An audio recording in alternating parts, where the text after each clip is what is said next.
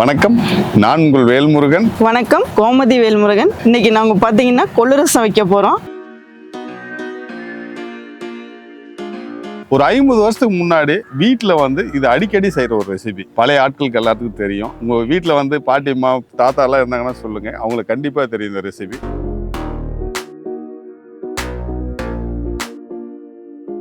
கொள்ளு ரசம். கொள்ளுல அதை வறுத்து அரைச்சி நம்ம கொள்ளு ரசம் வைக்க போகிறோம். நம்ம எப்படி செய்யறதுன்னு வாங்க நம்ம கிச்சனுக்குள்ள போய் பார்க்கலாம். போலாம். Right, okay.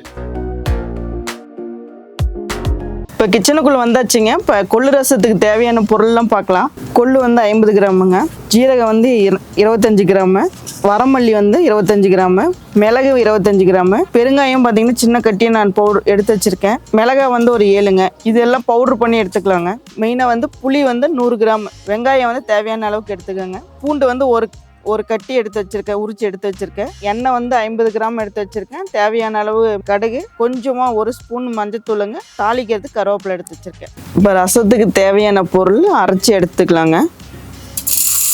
இது கொள்ளு 50 கிராம் கொட்டியாச்சுங்க. சீரகம் 25 கிராமு, இப்போ வரமல்லி 25 கிராமு, மிளகு 25 கிராம் போட்டுக்கலாங்க. இதுலேயே பெருங்காயம் நம்ம எடுத்து வச்சு இல்லைங்களா, அது இதுலேயே போட்டுக்கலாம். மிளகாய் 7 மிளகாங்க, இதுவும் பவுடராக அரைச்சி எல்லாம் எடுத்துக்கலாங்க. வெங்காயமும் பூண்டும் அம்மிக்கல்லில் வச்சு தட்டி எடுத்துக்கலாங்க.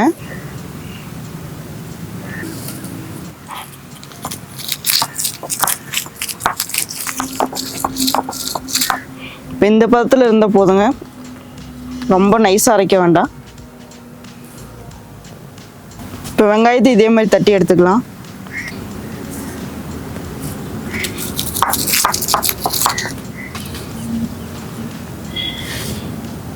இப்போ எடுத்து வச்ச 100 கிராம் புளியும் தண்ணியில் போட்டு ஊற வச்சுக்கலாம். ஒரு அரை மணி நேரம் ஊறட்டுங்க. நல்லா புது புளி நல்லா சீக்கிரம் ஊறிடும்.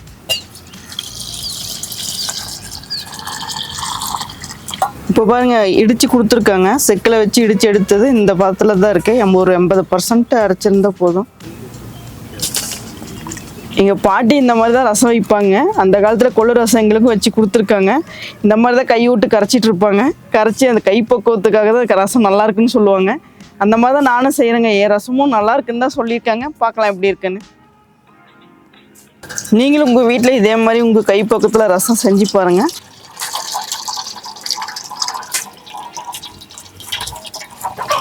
படுப்பத்தை வச்சுக்கலாங்க.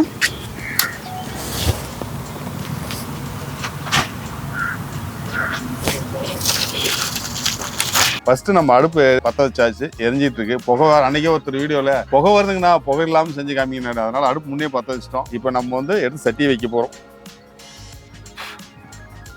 ரைட், அடுத்தது என்ன பண்ணணும்? அடுத்து சட்டி சூடு ஏறிட்டோங்க. அப்புறம் எண்ணெய் போட்டு ஃபர்ஸ்ட் எண்ணெயா? ஆமாங்க, தாளிக்க போறோம். அவ்வளவுதான். தாளிக்க ரசத்தை தாளிச்சு கொதிக்க விடணுமா? இது கொதிக்க விடக்கூடாது. இது கொஞ்சம் ஒரு 2 கொதி விடணும். அந்த ரசத்துக்கு மாதிரி நுர கட்டினா போதாது. இல்ல, நம்ம பச்சை கொள்ளு தானே அரைச்சிருக்கோம். ஏன்னா இந்த ரெசிபி இவங்க பாட்டி எல்லாம் சொல்லி கொடுத்துருக்காங்க. நான் சாப்பிட்டுருக்கிறேன். ஆனா கொதிக்க விடுமா கொதிக்க விடக்கூடாதுன்னு ஒரு டவுட் இருந்தது. அதனால தான் கேட்டுக்கிட்டேன். ரைட்டு, சட்டி காஞ்சிருச்சு. சூடு ஏறலைங்க, நல்லா சூடு ஏறட்டும். நல்லா சூடு ஏறட்டுமா? ஓகே. இது ரொம்ப ஆயில் அதிகமாக ஊற்றக்கூடாது. எத்தனை ml எடுத்திருக்கு ஆயில்? இதுக்கு 50 ml எடுத்திருக்கேன். கொஞ்சம் கம்மியாகவே ஊற்றிக்கலாம். அந்த அளவுக்கு தேவை. ஏன்னா இதில் வெங்காயம் இதெல்லாம் கொஞ்சம் வணங்கணும். அப்படின்னா 50 ml ஊற்றிக்கலாம். இது எத்தனை லிட்டர் நம்ம எடுத்துருக்கிறோம்? இதுக்கு நம்ம 2 லிட்டருக்கு எடுத்திருக்கோம். புது புளினால இப்போ புளிப்பு எப்படி இருக்குன்னு தெரியல. பார்த்துட்டு அதுக்கு தகுந்த மாதிரி எப்பயுமே புளி எடுத்தோம்னா அந்த புளிப்புக்கு தகுந்த மாதிரி நம்ம தண்ணி ஏட் பண்ணிக்கணும். ரைட், சரி. சட்டி காஞ்சிருச்சு, எண்ணெய் ஊற்றிடலாங்க.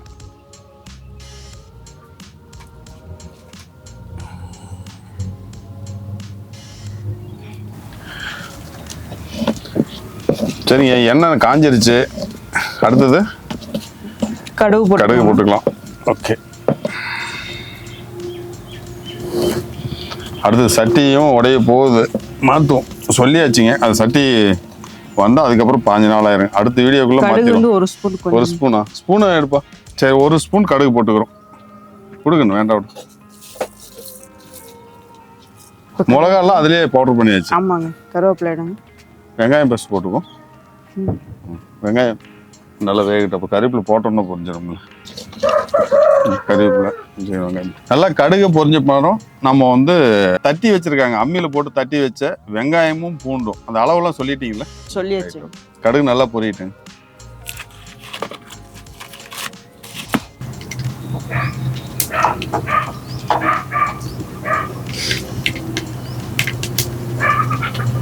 இந்த மாதிரி கடுகு நல்லா பொரிஞ்சப்புறம் போடுங்க. போட்டு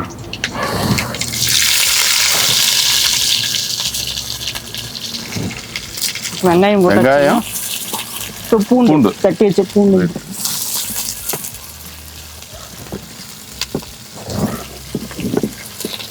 இது ஃபுல்லா ரோஸ்ட் ஆகிற அளவுக்கு வணக்கணுமா இல்லை பாதி வணக்கினா போதும்? நல்லா கொஞ்சம் ஓரளவுக்கு பாதி வணக்கம் முன்னாடி நம்ம அரைச்சி வச்ச மாதிரி பொடி வந்து மிளகு ஜீரகம் இதெல்லாம் அதை போட்டு அதுக்கப்புறம் ரசத்தை ஊற்றணும். கொள்ளு இதெல்லாம் அரைச்சி வச்சிருக்கோம் இல்லைங்களா? ஆமாம், பவுட்ரு நல்லா இடிச்சு வச்சிருக்கோம். நம்ம செக்கில் இடிச்சுக்கிட்டோம். ஆமாம், அந்த செக்கில் இடித்தா நம்ம ஒரு 80% தான் பவுடர் ஆகும். ஆமாம், இன்னும் மிக்சியில் விட நல்லா நைஸாக இருக்கும்.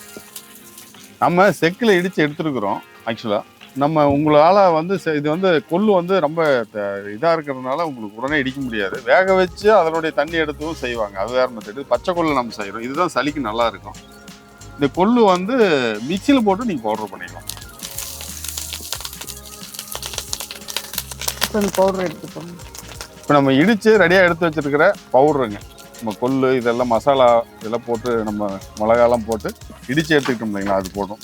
இதிலே கொஞ்சம் மஞ்சத்தூளும் போட்டுருங்க. போதுமா? ஒரு டீஸ்பூன் மஞ்சத்தூள் போட்டாச்சு. ஊற்றுங்க, கறியிடும். அது கொஞ்சம் அப்படியே வணங்கிட்டு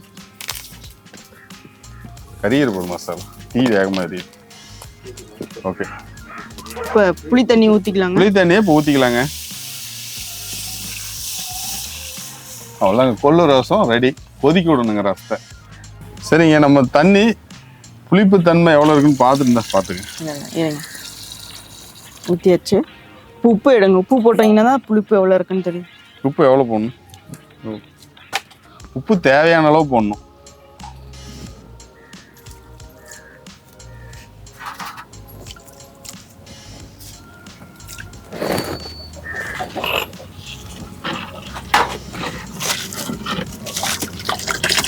இப்போ புளிப்பு எப்படி இருக்குன்னு பார்த்துக்கலாங்க. உப்பும் பார்த்துரு. உப்பு புளிப்பு கரெக்டாக இருக்கா? போதுமா? போதும். கொதிச்சு பின்னாடி அப்புறம் பார்த்துக்கலாமா எப்படி இருக்குன்ட்டு? கொதிச்சு பின்னாடி கொஞ்சம் கொத்தமல்லி தழை போடலாம், இல்லை தேவைன்னாலும் விட்டுடலாம்.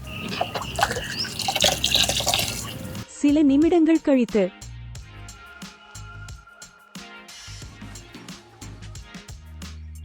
ரசம் ரெடி ஆயிடுச்சுங்க. போதும், கொதிச்சது 2 கொதி நல்லா வந்துருச்சு.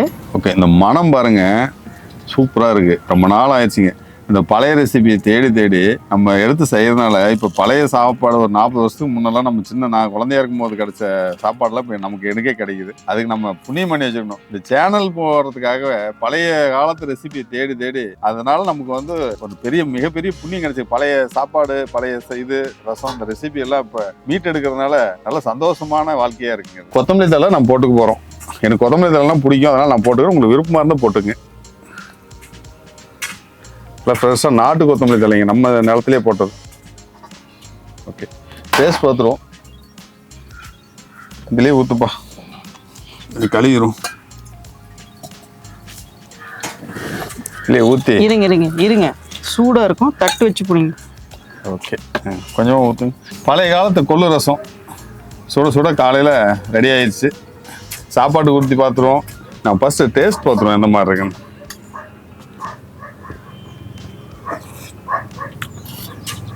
சூடாக இருக்குது, சூப்பராகவும் இருக்குது. காரம் பட்டை கிளப்பு.